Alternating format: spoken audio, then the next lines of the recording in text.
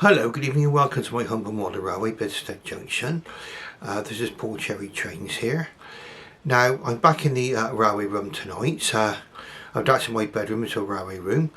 And I'll be bringing you a new locomotive that I bought. Well, it's a new purchase, but this locomotive comes from a little bit way back, okay? And it comes from 1996. That's when it first appeared in the Hornby catalogue. And also, I'll be bringing you 3 coaches, which also came in the 1996/1997 catalogue. And we'll be looking at something called Hornby Top Link range. Now the Hornby Top Link range I think only came out in 1996-1997, and I can remember seeing this in the catalogue. In fact, I've got the original catalogue, and I'll be giving you well, first of all we'll have a look at the catalogue to see what we'll be looking at tonight. So if you bear with me, I'm just going to turn around the camera and I will or turn the camera around, let's say, and we'll take a look and see what's involved. Now let's take a look at the Hornby catalogue for 1996, and here it is. Okay, Hornby Railway 1996, some of you may remember it. Some of this may have come out before you were actually born, okay, but that's it. And the shop called Beatties, that's a chain of model shops which are sadly no longer with us. Beatties had wonderful displays and model railway range, beautiful.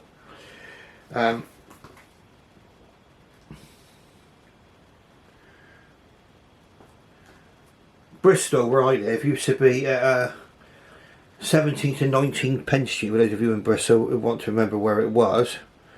Okay, it's long gone. I think the Gallery Shopping Centre took its place. Now even that in turn is going to be taken down. Now the locomotive we're looking at, you see, well first of all, here's the Top Link branding which appeared on the coaches here. Now I'll read out to you what it says here, right, or the gist of it. R737 BR460 locomotive, King George V King class. Now it said here it'd be available early 1996. Now I know my model comes to the following year, 1997. Okay, but it appeared in the 1996 catalogue and on into 1997. Possibly the most famous of the old GWR King locomotives.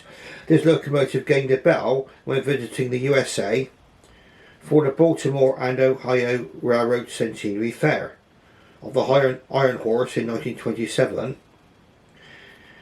And then later on, much against the wishes of die-hard GWR fans, King George V was given an experimental blue livery in 1950. The model mirrors this period and is powered by a Ringford motor. And this model actually was actually in the bottom of page 14. Okay, let me have a look at that and just see. That's from the catalogue.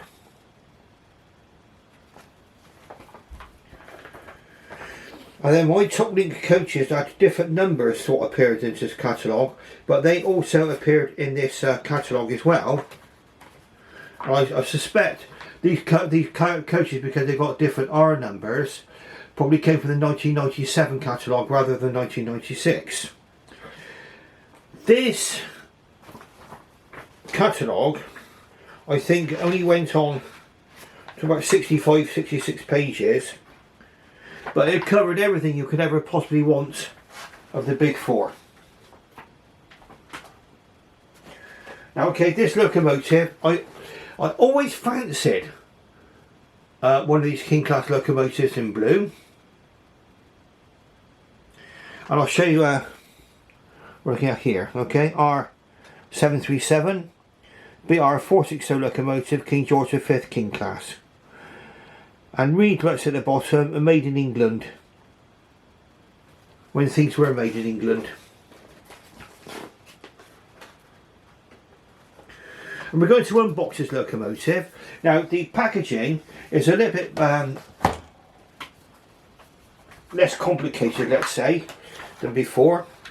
And in fact this kind of packaging you'll probably find more in the railroad range today But we'll just go through that now. Pardon me. Okay, so that's what the front of the box looks like, and again you've got the top link markings.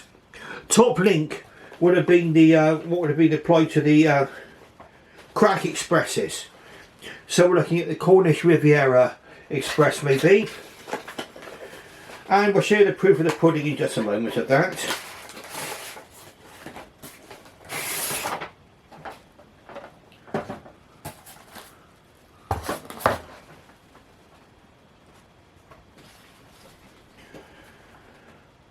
This is a Railway World Special, Ian Allen, Chrisley, the Cornish Riviera, and the picture on the front there shows it. This shows the locomotive there, clearly an experimental blue. I don't think it's King George V, is it? No, it's another one, got a different number on it.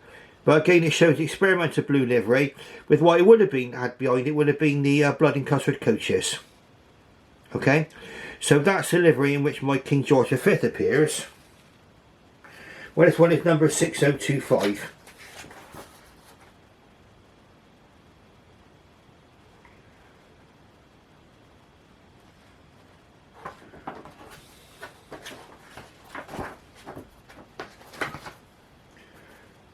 And I can, if you can get hold of this book, I could highly recommend it. It shows the Cornish Riviera Express in its glory days. Now let's get to the model, shall we? So let's just turn the camera around, and we'll just come down a little. Now we can see my usual view we got here from above. Little piece of cardboard in front. So I don't know if that's what originally came with it. There may have been a picture with to go with it.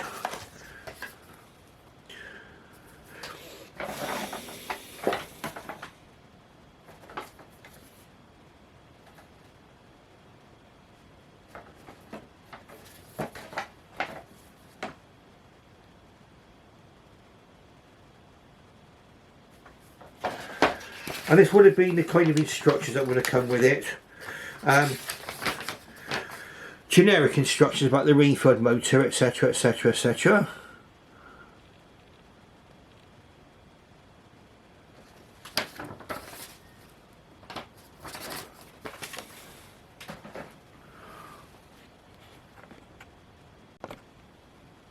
Right, so this is what the model looks like in the packaging. There. I'll just remove it from the packaging and explain to you a little bit about it. Now, back in the day, in 1996, 1997, that kind of a period of time, most of the Hornby express locomotives would have been powered by a tender powered motor called a Ringford motor. You would tell that's a Ringford motor because of the traction tyres on the bottom, okay? Now, I'm quite cool with that because I well remember seeing these models when they were new. And the Ringford motor does have benefits.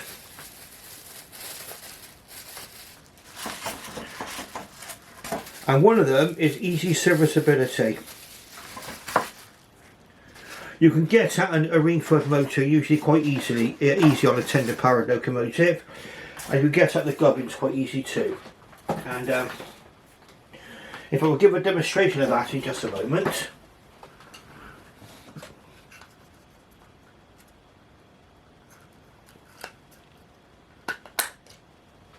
There, just unclip the tender top there, and that's the Ringford motor which goes inside. You can change the brushes and springs. As long as you can keep getting a supply of brush and springs and keep this motor clean, yeah, virtually lasts forever. So gearing in there, I think, I don't know if you can see that. Let's get some extra illumination on this now.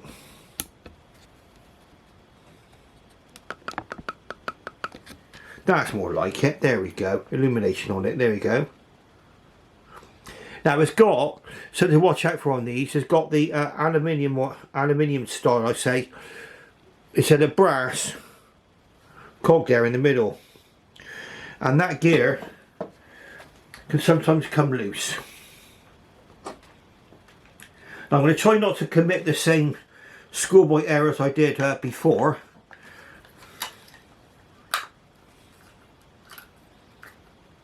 I know we've not done it this time. No, I have put the tender on around the right way this time. Okay, so that's a tender. Looking under the locomotive, you don't get the brake rodding detail like you normally do on more modern engines. And just to show you it's tender powered, the actual locomotive freewheels. Now I'm going to put this one up on the Lazy Susan at some point. We'll have a proper look at her. But what we're going to do now is we're going to watch her running. So just bear with me just a few moments. Now you can see this magnificent locomotive just there by the crossing there. You can see a detail on the front there which you should always look out for when you buy King George V. And that's the bell. That bell was added to the locomotive when it went across to America in 1927. It went for the, I think, the centenary of the Baltimore and Ohio Railway. And it was given the bell there. That bell is unique to this particular locomotive. It's a nice rendition of the bell. I'm going to zoom out a little bit now. And we're going to take a look now. Okay, so she runs in reverse. And she runs going forward. Lovely. So we'll just watch her go round a little bit.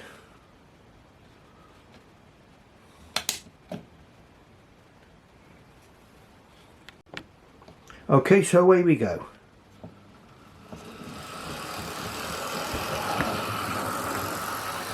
Now it's very much making the noises you would expect a reefer motor to make. They very often get more quiet when they run in a bit more. Now, when I saw this model, first of all I thought it was brand spanking new. But I know for a fact that someone's been in here before, because when I looked inside the tender, one of the weights was loose. I had to do it up with a screwdriver.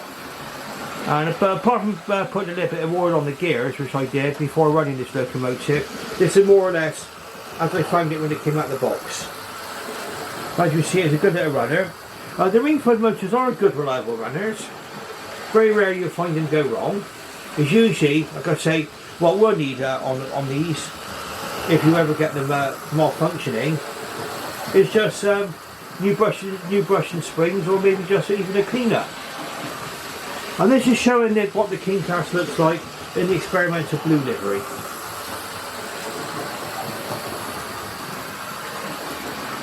Now, in the early 1950s, like I say, this experimental livery was put on in 1950 under British Rail. And it was probably because the British Rail wanted to settle on a national colour, where all the locomotives from all the regions will be coloured in the same paint.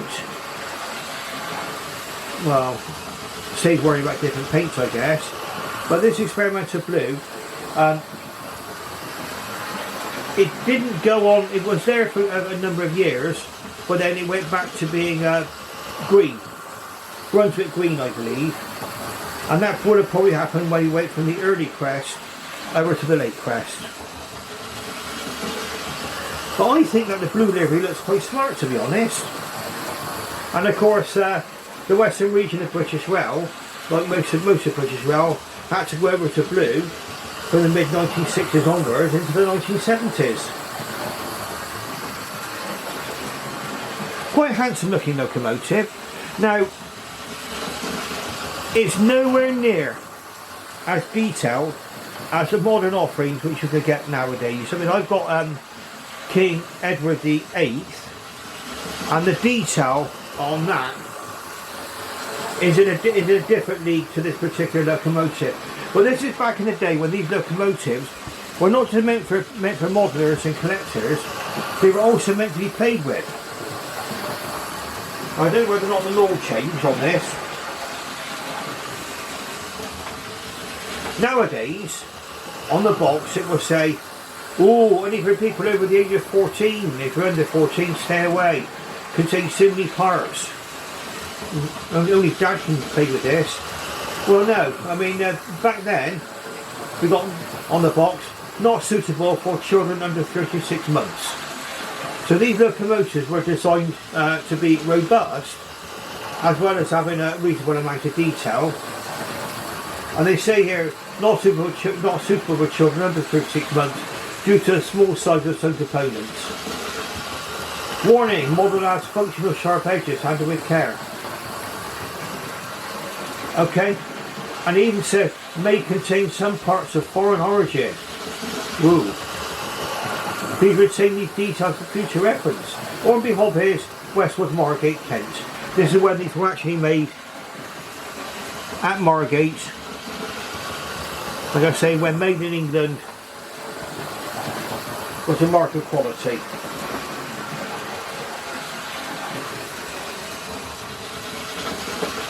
Now I'm going to carry out a couple of tests on this locomotive.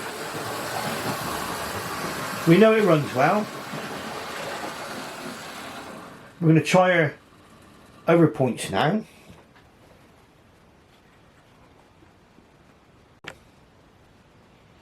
Right, so let's try this particular locomotive over points.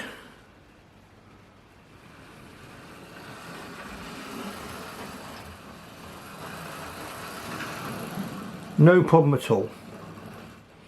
Okay, and then we'll just watch her going into the station.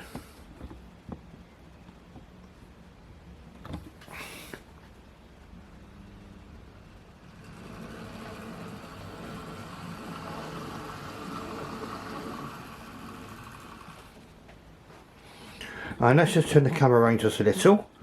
And there is the magnificent King George V.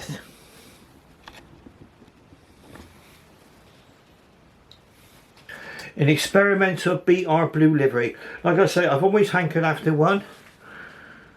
And I've got one at long last. There is a later model, okay. It's come out in various situations over the years, and like I say, there are progressively more detailed models produced after this one.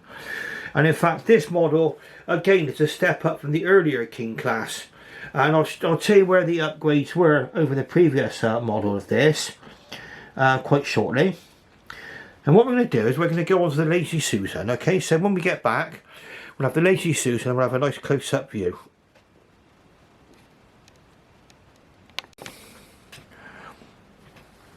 Okay, so here's the lovely King George V on the Lazy Susan for us to see. Now there were some upgrades made, I believe, over the previous model. Now the most big advance which occurred, I should point this out in just a moment, is under the boiler. With the old model of the King, there was no gap under the boiler at all, let alone any detail in between. I mean, there is no detail in there sort of the middle cylinders, but this boiler used to carry on and straight it down onto the running plate, and there was no gap. It looks alright from above, but it looks quite strange from the sides. They managed to eliminate that there. They found that was a good upgrade. Also, over the previous model, they put separate steam pipes, the proper steam pipes on there as well. Those were actually part of the moulding. And also, the coal load was upgraded. We'll take a look at the coal load in just a moment. Now it's got the usual lovely copper chimney. Now some people might regard the painting of this locomotive in blue as an act of sacrilege. And I must admit, when I first looked at this model in looked at some of these models back in the mid 1990s, I kind of looked on them quite negatively, because I always thought that GWR locomotives should always come in green, and the carriages should always be coaches and should always be in chocolate and cream. And in fact they did revert back to that scheme afterwards. But really on second thought, like I say, I think the first time I saw one being actually sort of demonstrated in a review was, I think, was Sam's Trains had one in blue. And from then on I thought that looks quite smart actually, and he has shown quite a few locomotives in blue livery, and I've kind of looked at them and I've become kind of converted. I quite like this, and in fact I will be looking out for the so-called blood and custard carbon and cream coaches to go with this. So I think if you've got the locomotive in the early crest, and it's quite grown on me, I think that this looks very, very smart. Very, very smart indeed. You've got the reversing rod there. The running gear is going to be a little bit more durable, let's say, compared to later models, and obviously it's not been blackened in any way. Advantages and disadvantages, like I say, more durable. And also because it's in silver like that, it does kind of stand out when it's going it's kind of whizzing around on the track. Obviously, a lot of people say more realistically that should be more a darker colour, but again, it swings in roundabouts, isn't it? Also, it's got the lovely lining on the boiler there as well, the white lining here. 6,000, the number of it. Also, it's got the route marking double red just under there, under the number. That shows that these King class locomotives could only be used on the very, very sturdiest of railway lines.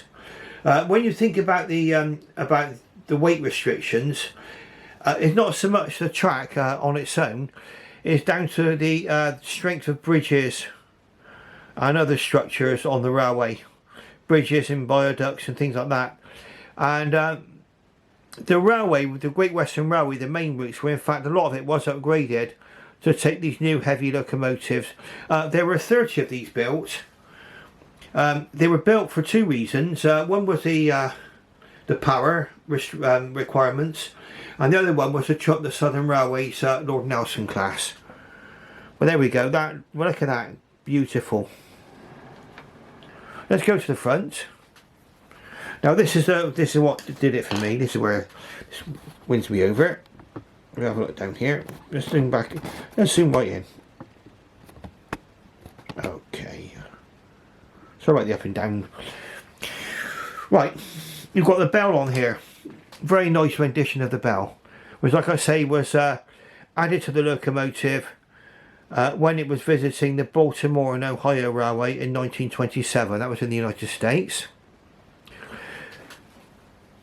Vacuum pipes or steam pipes, whatever, they're included in the detail pack, along with a few other items. You don't have sprung buffers. You never did back then. Nice wire handrail going right around the boiler there, nicely detailed, and you've got the copper chimney there, with a rendition obviously of the safety valves and the whistles. Larger D-type coupling on here. That's what they had back in the 1990s.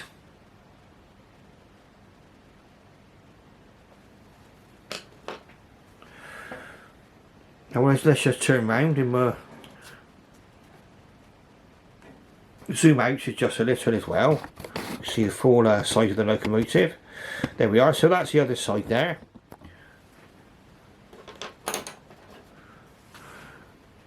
More or less the same. You can see the wire handrail continuing around there. The wire handrail there is more of a throwback to earlier Hornby days. That wire handrail there, I think, extends around the roof and back down again. You've got handrail depicted here. They're moulded on and painted. In fact, some of the earlier Hornby locomotives, the handrails were part of the moulding, and then they were highlighted in silver paint. Well, I think it looked quite effective. You've also got a glazed cab, very nice there. That's glazing in the front and sides.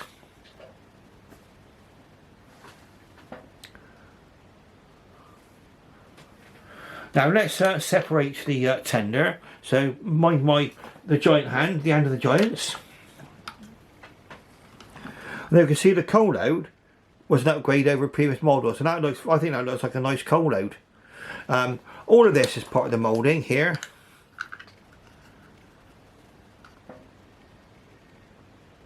The steps on the back all part of the moulding. The handrails, even though they appear to be separate wire handrails, they're not. They're part of the moulding and painting. But like I say, that goes back to Hornby days. And you can see again, once again, it's tender driven. You've got the traction tyres here and here, with all the gearing underneath. And of course, that's another controversial thing. Are you cool about tender driven locomotives? Some people say, well, yes, it's more realistic to have the motor in the locomotive, but these Ringford motors have got great advantages. I mean, they're quite powerful in my view. They're easy to work on, and some of you have actually, with newer models, some of you may have actually hit on the problem of non-availability of some motors, and that's where a motor like this will score. Okay, so you see a lot of mold-on details on the front as well. We'll come back to the front now, and we'll just point something else out. The smoke box dart is moulded on as well. So you've got a lot more moulded on detail, but remember, these locomotives were models and they were intended to be played with. And as much as we try, as much as I try to, or some of us try to say, well, we're building a realistic model railway, we're creating this and recreating that, at the end of the day, many of us are just playing at trains. Am I playing at trains? Yes. Do I love playing at trains? Yes. I love the modelling aspect. I do intend to upgrade my layout next year. Circumstances got in the way of me doing that in previous years, but we shall have a go at doing this.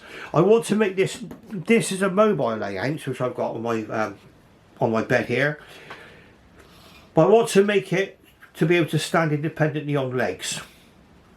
Once I've done that, I can work on that in the garden then, and maybe add some more detail.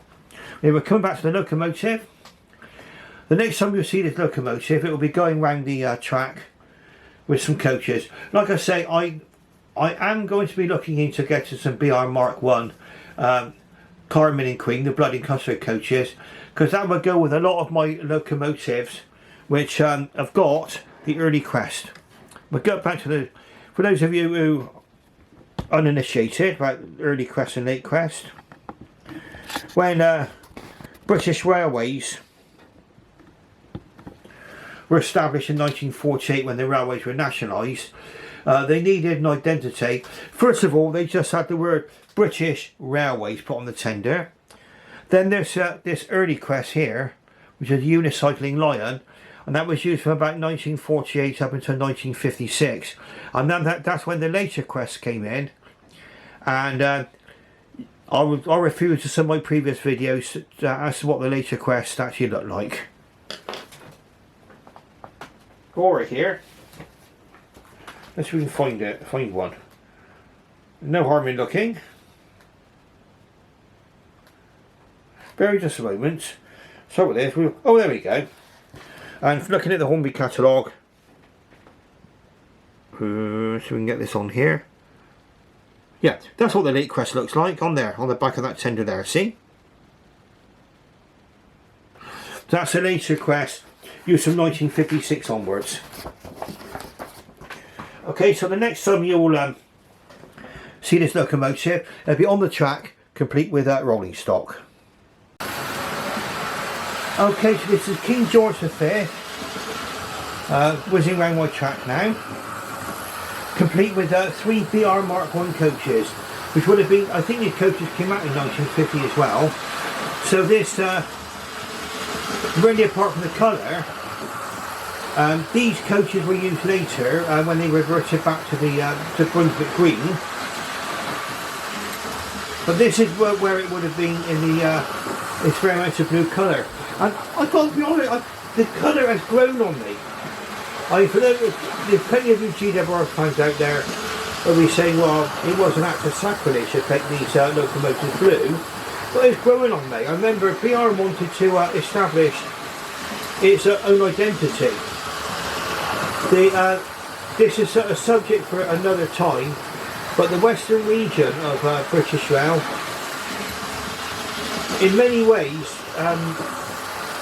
apparently behaved in such a way that nationalisation has never actually taken place, and that in the end would either be a good thing or a bad thing, and that's another subject for another day. But I think in blue it looks very, very nice. Let's have a look over at the faraway station over there, the country station. You imagine this locomotive whizzing away, say, from Paddington down to the Cornish Riviera. Now these King class locomotives would have had to have stopped short of the Royal Albert Bridge into Cornwall itself, because the bridge would not take the weight of a King class locomotive. Then that lighter locomotive would have taken over to carry the trains through to find a destination. And the most far flung is Penzance on the main line. There were other branches as well which went away. The branch of St Ives still exists, and if you can travel to St Ives, perhaps you can imagine the glory days of the Cornish River Express. What a sight. I think it looks very smart, this blue livery, very, very nice. Okay, now if you like what you see, please press the like button. If you've never subscribed to my channel before, please subscribe. Like I said, for those of you pretty new to watching things on YouTube, it doesn't cost anything to subscribe to a channel. It just means that you'll be made aware of future videos, and also if you ring that little bell, you'll be made and click on all content which I've done. The advantage of that for me is I'm alerted to all of the content. Now we're getting over Christmas now, and we're heading into the new year. Okay, coming towards the new year. It's Saturday the 28th of December 2024. I'll be doing another probably video in the new year now. But like I say, if you like what you see, please like and subscribe. And thank you very, very much for watching. All of you who have been watching my videos, subscribe to my channel. I appreciate it very, very much. I think I'm up to 520 subscribers now. The channel is growing steadily, okay, and welcome aboard to those of you who have just recently joined my channel by subscribing. Now I will need to go away and edit this video, and it's going to be another late night one. I mean, it's getting on for 10 o'clock at night now. So you'll probably be watching this video. Some of you, like me, are awake into the wee small hours, and that's when I'll be probably sitting down and watching this video on my telly later on. Okay, so on that note, I should bid you farewell and good night. Let's go around one more time. Loving it.